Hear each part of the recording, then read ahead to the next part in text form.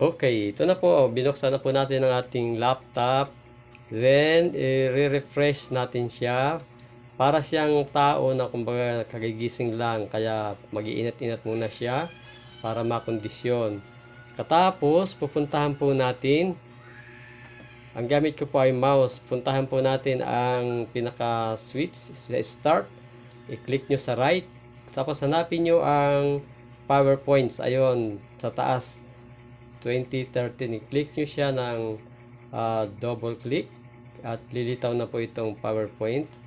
Ito po ang ibinigay niya. Tapos, tanggalin natin ito. Ayun po ang X, yung office na nakalagay. Tanggalin natin sa X.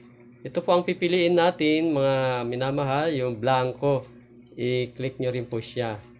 Ayun, ibinigay na po niya. Dito tayo maggagawa ng ating slides. Ito pong click to add title. Nahati po ito sa dalawa. Kung mapapansin nyo, may guhit na nasa gitna. Dalawa. Ito po. I-click nyo po muna yung itaas na para may bulaklak na yon, yung cursor.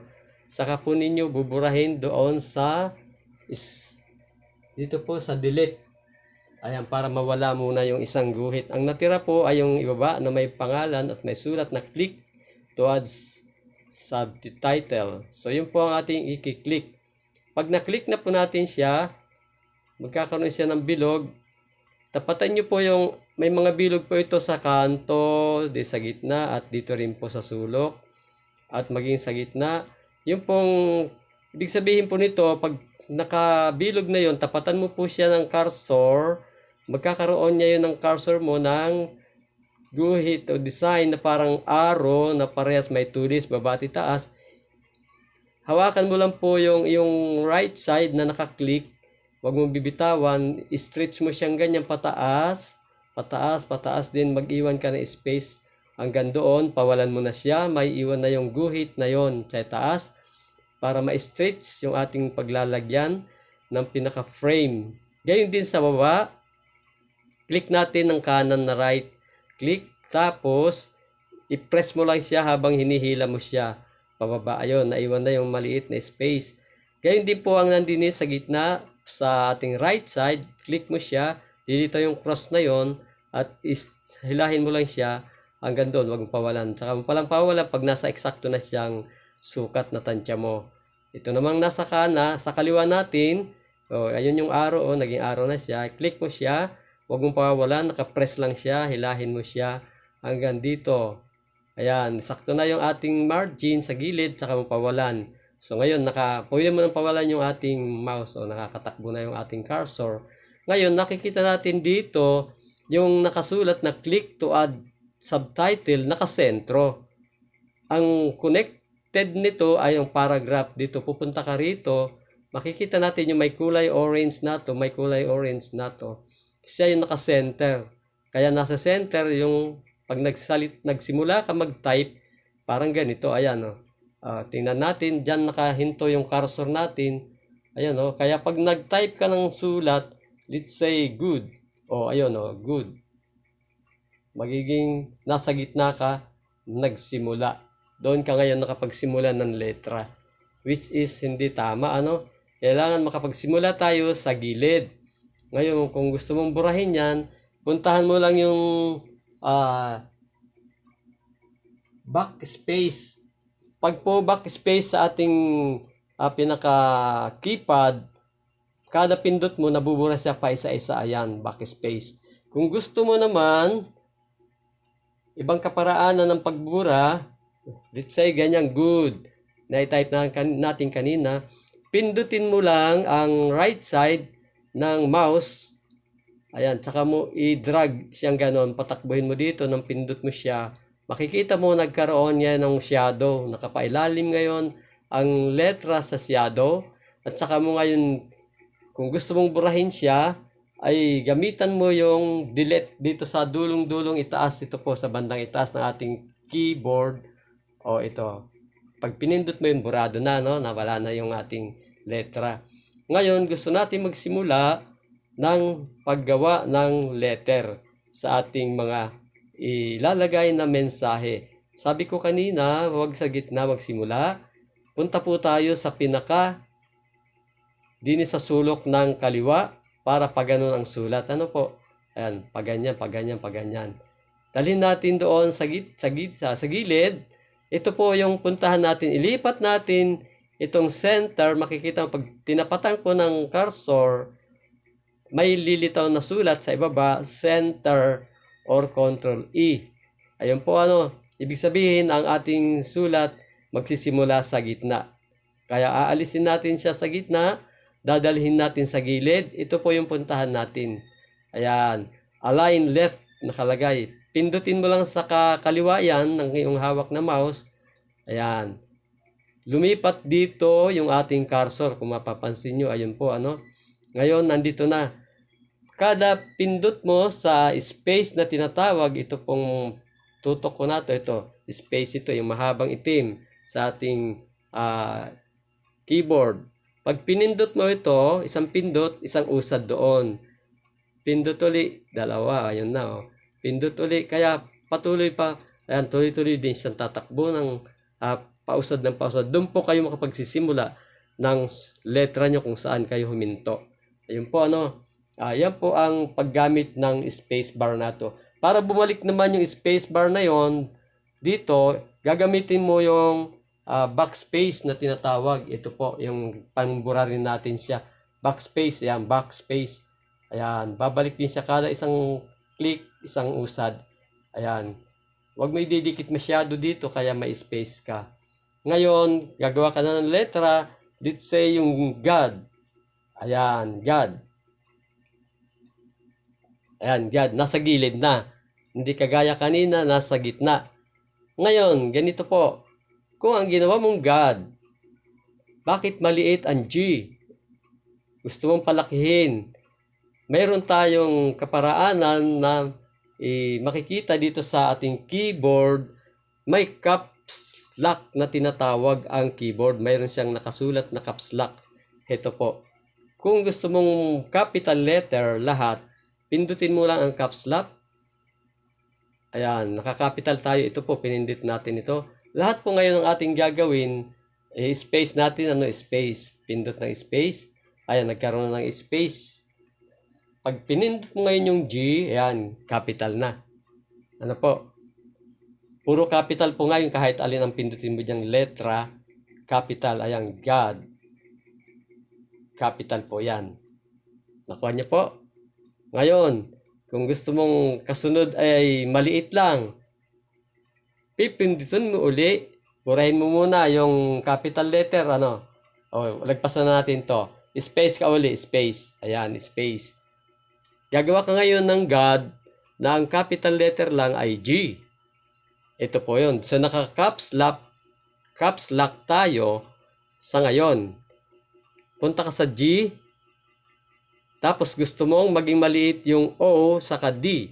So, ngayon, pindutin mo uli yung caps lock para maging small letter lahat.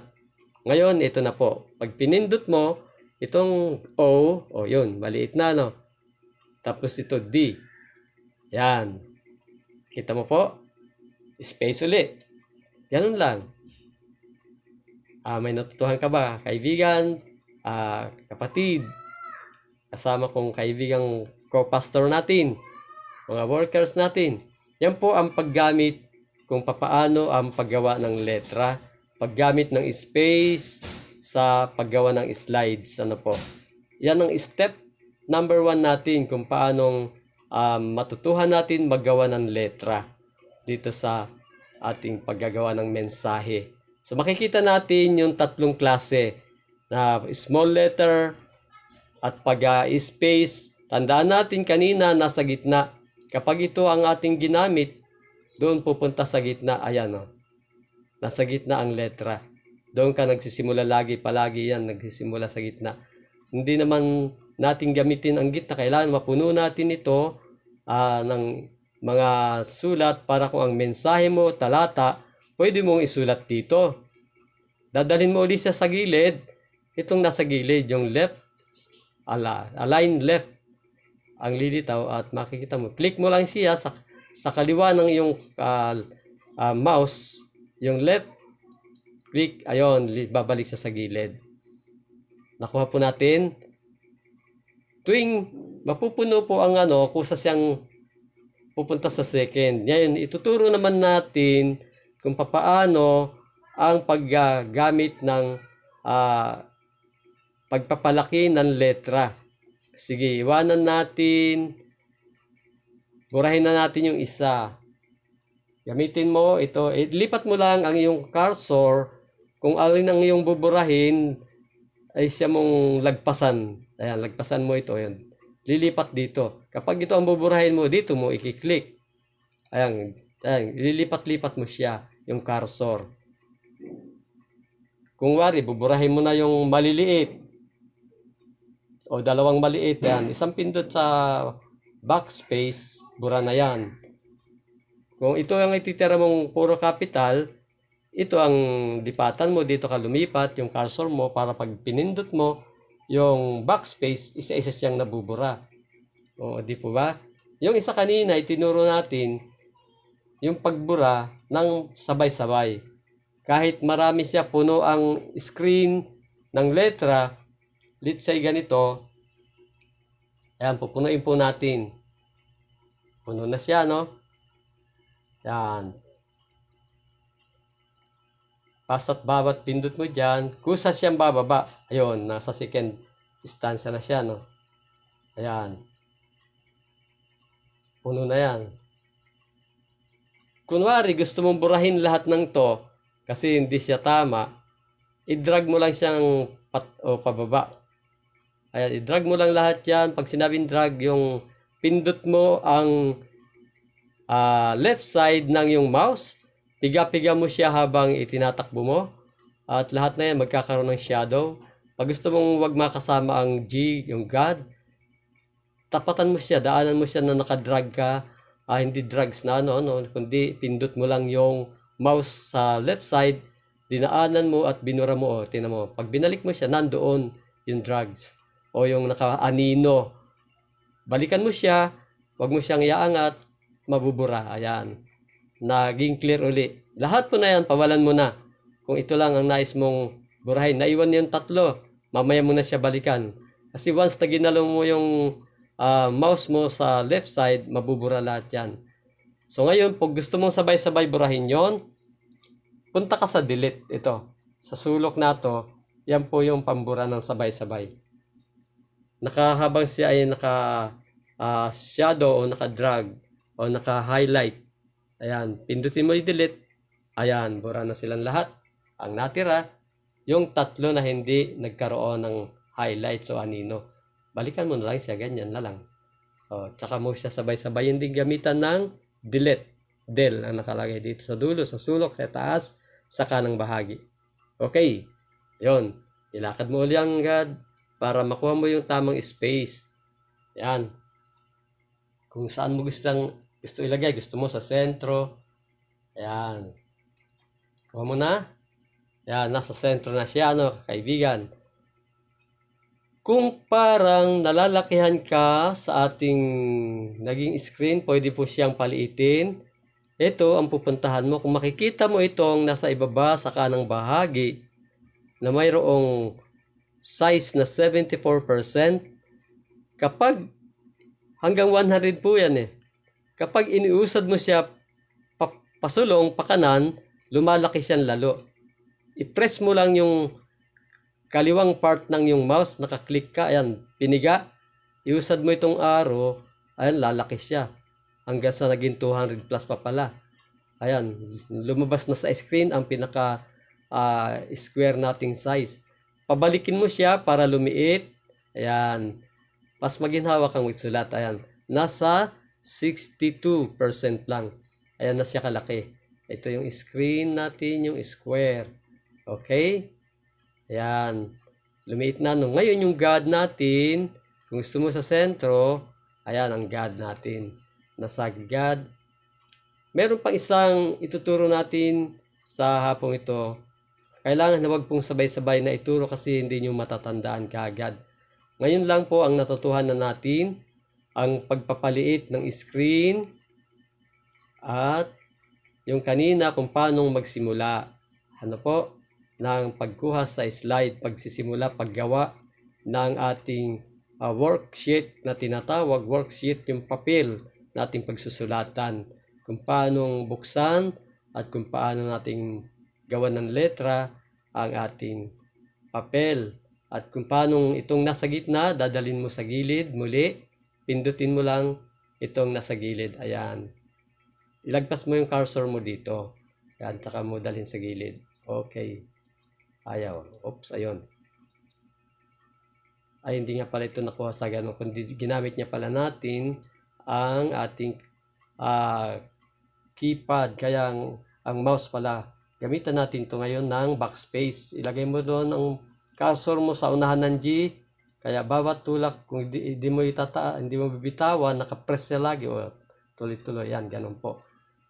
Okay. Dahil ito pala, nakasymbol na siya sa gilid. O. Nakita nyo may kulay na to. Nasa align left na po siya. Kaya kailangan na magpapabalik na lang sa kanya ay yung backspace na tinatawag. Iuna mo yung cursor mo dito sa G para dalhin niya rito. Kapag dito mo nilagay yung cursor mo sa kabila, ibig sabihin dadalhin naman niya ito doon. O magsusulat ka ng papunta din or kaya buburahin mo siya pabalik, pabura. Nakuha po natin. Siguro uulitin po natin muli para matandaan nyo ang itinuro natin ngayon.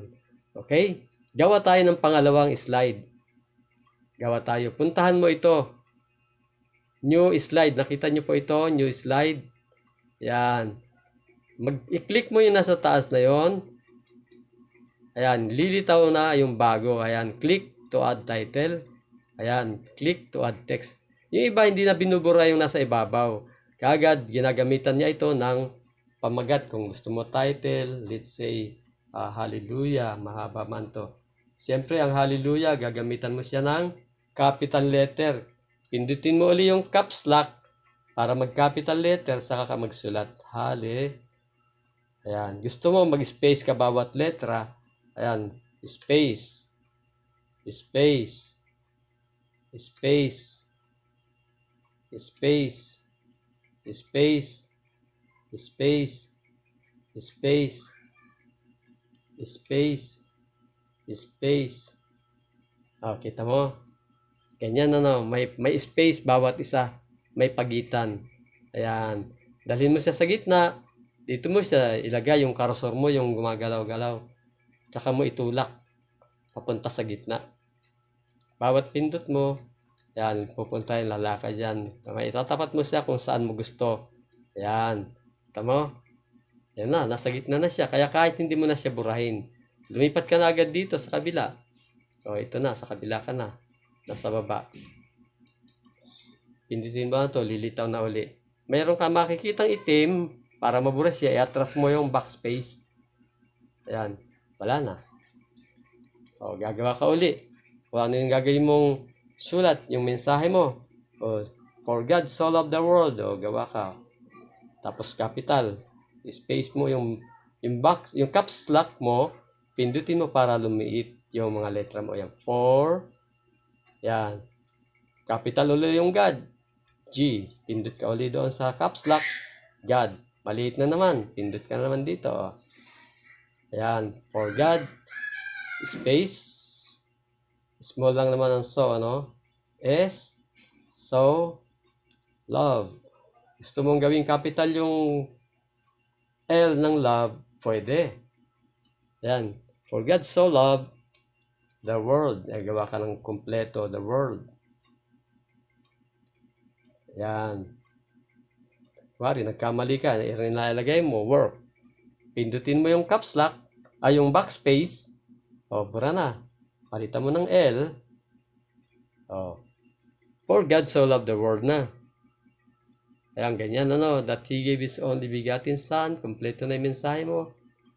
Tandaan po natin, kung nais yung ilagay sa gitna, ayan, na ililipat-lipat mo yung cursor mo na ito. Pag gusto mo idikit dito, iuna mo dito yung cursor para madala mo siya dito. Gamitin mo yung backspace. Ayan, Kita mo? Pag naman gusto mong i-forward doon sa kanan, yung space bar naman. Yan, space bar naman ang magtutulak sa kanya. Huwag mo iaalis yung cursor mo sa tapat na yan. Ayan, pag piniga mo siya, madadala mo siya. Pag hindi mo pininuhan, yan, parehas na silang nasa gitna. Kung wari, ito naman ang wala sa gitna, puntahan mo siya. O, itulak ng backspace. Dalhin sa gitna, o, yan. Kung gusto mong dalhin doon, papunta naman doon, o, ito lang. Bahala natin. Okay. Hanggang dito muna ang ating natutuhan. Nawa po ay nakatulong sa inyo ang ating napag-aralan sa hapong ito. At muli po, paki-subscribe nyo po ang inyong Bradrilo para ma-update kayo sa susunod nating pag-aaralan para matutuhan po natin ang paggawa ng PowerPoints. Magandang hapon sa Panginoong Hesus ang papuri.